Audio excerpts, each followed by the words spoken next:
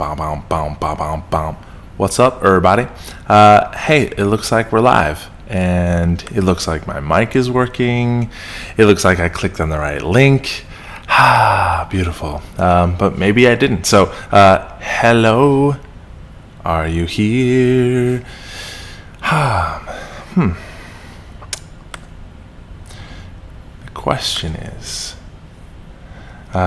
if people are here. Yes. Okay, great. People are here. Always a second to check. And after I clicked on the wrong thing the other week, I'm like, am I in the right place? I'm in the right place. Hey, everybody. Happy Thursday. It is 11 o'clock. Going live here. If you are here, chime in when you show up. Would love to see. Say hello. Where are you from? Where do you live? Where are you tuning in from? Sherry. Hi, Sherry. Always love to hear sort of what companies people work for and where they're at, etc. So, yeah, cool. And always give people a minute to kind of trickle in and get here and arrive. All right. So let's do it. It's 11:01. Let's get started. So, hello, everybody. This is Tell Me More About That. I am Galen. It's Thursday. It's 11 a.m. PDT. So we're going live and just saying some hi to some people. So Sherry's here. Hello. Dustin from Rayleigh's. Hello. Brian. Also from Rayleigh's. Yeah. Serene from Bel Air. Hi, Serene. Thanks for tuning in. Love it. Love to see people here. So this week's topic is around your invisible resume and talking about what that concept is. Every week, going live with this, what we do is take the topic from this week's Culture Drop video, which comes out on Tuesday, which is a less than 5 minutes video about teams, culture, communication, leadership, self-awareness, emotional intelligence, basically everything having to do with business and teams and stuff that I love to talk about. And then we do this segment on Thursdays, which is kind of talk about that topic and then also just kind of an Ask Me Anything format and talk about that. And just get into some stuff. So we always do a poll on our Instagram every week to prepare for this, which this week was, are you a bookworm or a movie buff? I was actually surprised by the result of this. Bookworm won 59% to 41%. And I wonder if people are movie buff? Nah, but I'm addicted to TV shows. I wonder if it was TV show or bookworm, that TV show would have done better. But I love movies. I also love books. That would be a hard answer for me. But yeah, and James, hey James, what's up? Also from Rayleigh's. Chime in if you guys are here. Would love to see. Are you more of a bookworm? Would rather read a book or watch a movie? I really love movies. I also really love books.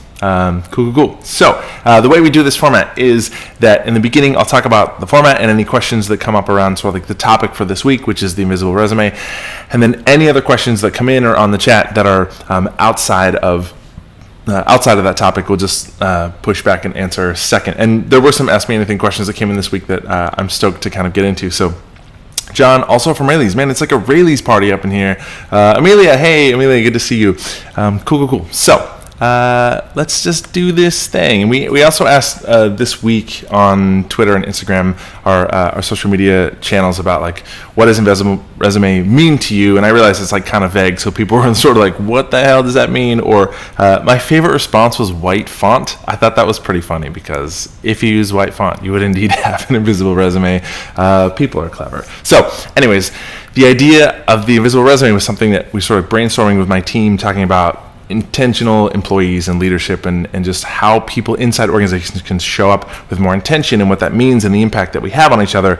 And it was actually Carrie on my team that was coined this idea and this concept in that conversation of an invisible resume, that everything you do when you show up at work as part of a team, you are people are building an invisible resume about you and sort of your traits, characteristics, skills, abilities. And I thought that was a really cool way of framing that and thinking about. I think it's an important conversation when it comes to career development, right? And something that I had mentioned this week in the blog and with the video is that there are always conversations that will happen about you, above you, in the organization, from leadership, etc., to sort of rate and qualify you as an employee in terms of how great are you at your job and how do you show up, and sort of you will never know throughout your career the opportunities that will be made available to you and the advancement opportunities that will be available to you by how you show up. A lot of times, a or the opportunities that will be denied and withheld from you or not presented to you by how you show up, right? Which is sort of like, are you easy to talk to, easy to work with? Do you have a positive attitude? Do you gossip a lot? Are you toxic? Do you align yourself with people that are, the bad kind of troublemakers inside organizations? And so I just think it's a really interesting idea to think about, your resume. We think about getting a job, but once you get the job, you just sort of do whatever while you're there, and you are constantly impacting people around you, and they're constantly sort of building a resume about you in terms of how you show up. Do they love working with you, etc.? And I think it's just a cool way to think about how we show up as coworkers, employees, leaders, anything.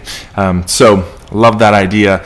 And yeah, so and I was chatting about my team too, sort of like thinking about that as we, if you have a lot of bad things on those resumes, on your resume that other people have built about you, meaning like just the way you show up or the impact that you have, I was thinking about, kind of pondering about, is it easier to get like negative things off of your resume or positive things, right? If you have a negative disposition or attitude or reputation, right, around somebody, and they do something good, is it more ignored if they do something good amidst a bunch of like negative kind of things about them, or if they have a bunch of really positive things about them and they make a mistake or do something bad, so like, is that ignored? Just kind of an interesting thought experiment with that, because we tend to, if someone is generally great and they make a mistake, we extend them grace. If someone is generally crappy and they do something great, we're also less likely to sort of extend them credit and sort of give them all the ownership of that, because it's like, yeah, but they're still kind of crappy. So, which again, just like human dynamics and psychology there, but just an interesting concept that I love. Yeah. So let's kind of like cruise through here. There were a couple of, and like, I don't know if anybody that's here, any thoughts, reflection on that, or similar ideas or questions or anything to kind of get into around that kind of concept. I think it's just so much, a lot of the work since COVID has happened has been around personal impact for leaders. And a lot of the work that I'm doing with teams and organizations is as people are remote, as communication is more challenging because it's video calls and people aren't in the office together, I think every single individual inside a team showing up with more intention about how are they supporting other people around them, how are they communicating, right? It's like brought to the forefront the importance of personal impact on each other. And leaders who are great, that have rapport, that have trust with their team, are able to sort of navigate these more challenging situations a lot easier than leaders who don't have a lot of rapport with their team, who their team doesn't really like them or respect them. I think it's a lot more challenging. And I'm seeing a lot of that internally with companies and conversations with both employees and leaders in terms of if you're doing the things that make you a great leader, times like this are a lot easier. And if you're not, then they're a lot more challenging. So anyways, cool. Todd's here. Oh, New Hampshire, what's up? Crime investigation or detective work type of shows. Love problem solving type of programs. Interesting, Sherry. I also love problem solving stuff, but I like a good suspense and I like thriller, but I do not love sort of like, I can't do gore and I can't do like crime, like the CSI Criminal Minds, where like this person was killed with a knife and here's a reenactment. I'm like, it's just too dark and gross for me. I can't do it. Not that you're saying that's what you do, but I'm just chiming in here. Book Life, Todd, that's great. So I did have a couple questions that came in this week around just kind of like ask me anything. Somebody had asked about do I ever get a company that I work with doing the work that I do that like just doesn't get it, doesn't really get my message. And not really a company. It's really hard, I think, for a company to be like, nah, those positive things and like the skill building that like makes our culture better, makes our leadership better, is like not really for us. Generally, if someone's going to hire me and bring me in, they're already pretty intentional in that space and like see the value in the work that I do. I think there's definitely individuals every once in a while where you just work with a team, and out of like 150 people, one person in the feedback is like, this is garbage, it's left wing liberal sort of like not realistic kind of stuff, and you're like, yeah, those people are kind of everywhere. But generally I think people get it in terms of with me. So I've never really had a company be like, we don't get it, that was garbage. Usually it's stuff that makes sense. Are there any surprising, unexpected new hot topics that have come up since COVID? That's an interesting question. I think the working remote, I think the challenge of like leaders navigating remote teams and the challenges of that and around communication and like the the need for leaders to be really, really skilled at relationship building, communication, like tactical communication kind of skills. I think, it's not new stuff, but I think based on kind of what I said before is that when really challenging things happen, when we go through times of great change or challenge and struggle, the stronger that our culture is, the stronger that our leadership is, the stronger that we are as a team, the easier it is for us to support in, right? To like lean in, support each other and be there for each other. And that makes these times so much easier to navigate, which I talk about all the time when I work with organizations, even way before this happening. But now to see it happen in real time, that like the strength of communication, the health of teams, the ability to have like just real honest conversations and be vulnerable for leaders to show up and ask for feedback. All those kinds of things are just paramount right now. So I don't think that's new, but I think this is sort of brought those things to the forefront. Also micromanaging, right? Leaders that are not great at giving ownership to their employees and giving them a long leash and staying out of their way. I think that, leaders who micromanage are like triply doing that in this time, where they're forcing people to like check in all the time and log all their work and prove that they're working, which is like, what are you doing? If someone's not working, like there has to be a way to measure it other than just like, you need to pretend that you're working all day for 8 hours a day.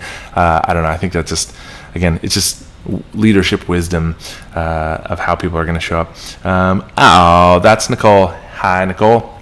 Okay, cool. Another question was like, how did you start your business? Which I know this is like very off topic, but it is an Ask Me Anything kind of thing. How did I get into doing this? Originally, for any of you that don't know, my sort of background is in sales and marketing, and then I've been an improviser for a long time. So I started I started taking classes and learning improv and performing improv and then teaching improv. And at one point I became the marketing and sales director for the improv theater that I was performing and teaching at. And when I got that job, I'm also just an entrepreneur in my bones and blood. That's kind of like what I do. I'd heard about improv based sort of like work with corporations and stuff that Second City and other, improv based, organizations were doing. And I just recognized there's a ton of value here in terms of how people show up and communicate, impact each other. And also like, I'm just obsessed with business leadership, psychology, how people sort of like interact and impact each other. And so being able to like speak business and also have this sort of like know-how and knowledge of teaching improv for years, I was like, there's so much value here. So I started putting on classes and workshops and working with teams to develop curriculum and test out things and see what worked and what didn't, and just sort of like blew up, took off. It was wildly successful almost immediately, and I fell in love with it. So I did that for a couple of years, left, started my own company, and that was 6.5 years ago now, and then just sort of escalated into keynote speaking and working with bigger teams and doing more stuff, and moving away from just doing kind of like skill teaching and skill development, communication stuff, into the work that I really, really love, which is culture, which is like how to build culture and sort of impact people collectively in an organization. So long answer, but that was it. Daisy, currently we're reading Strength-Based Leadership. Yep, that's great. Love it. Cool. So, today's affirmation, Carrie on my team runs the at Affirmation Destination on Instagram, and this month they're doing an affirmation sort of like challenges, like 30 days, a different affirmation every day instead of once a week. And today's is I explore new roads with curiosity. It's a great one. I love it. You should follow her. The stuff she puts out is very awesome, and she's wonderful, just like everybody else on the team. Let's see. I usually do a read, watch, listen thing. So something I watched this week that I highly recommend everybody in the universe needs to watch. This is fantastic. It was Good Trouble, which is the John Lewis documentary. He passed away this year, FU 2020, and he is an incredible human being, and I learned a lot more about his story and where he came from and work that he's done throughout the year. So I highly recommend checking out that documentary. It was great. I bawled like a little baby the whole time. It was really, really impactful and powerful. He was a good man. So doing really, really great work in this country that hopefully we will continue to do. So anyways, positivity, restorative, strategic ideation, input. Strength finders. Does everybody here know their strength finders? Mine are strategic, activator, maximizer, relator, and positivity. Those are mine. So anyways, you guys are great. that's what I want to say. For those of you that don't know, to kind of like wrap things up, the Culture Drop is my weekly email video that comes out, and there is just one 5-minute video that happens every Tuesday morning at 7 a.m. Around, like I said, leadership, communication, culture, EQ, just whatever kind of things that I want to talk about and discuss. So if you want, you can sign up for that. My website is shiftyes.com. You can just Google my name and find it and sign up for that. It's spam free. There's no, there's no like paid version. We don't try to sell you a bunch of stuff. It's literally just one video that's about 5 minutes long every week. We've got a couple fun ones coming up the next few weeks. There's questions from a jar. There's a bunch of cool stuff that we have in the hopper for that. So anyways, you are great. I love you. So wonderful to see so many people from Rayleigh's. I hope you guys are doing great. I love it. It's been a while since I worked with all of you, and I'm sure grocery right now is insane. So I hope that you're crushing it, doing well. And thank you guys for like tuning in and being here. So submit questions, follow us on Instagram, answer the poll, show up next week. I can't remember what we're talking about next week. Oh, next week is your job is at stake. It's about leaders having like really courageous conversations around feedback with employees when they need to say that. So excited about that topic. That's it. I love you guys. Have a great rest of your week, great weekend, and long weekend, and I will see you all soon. Okay, cool. Take care.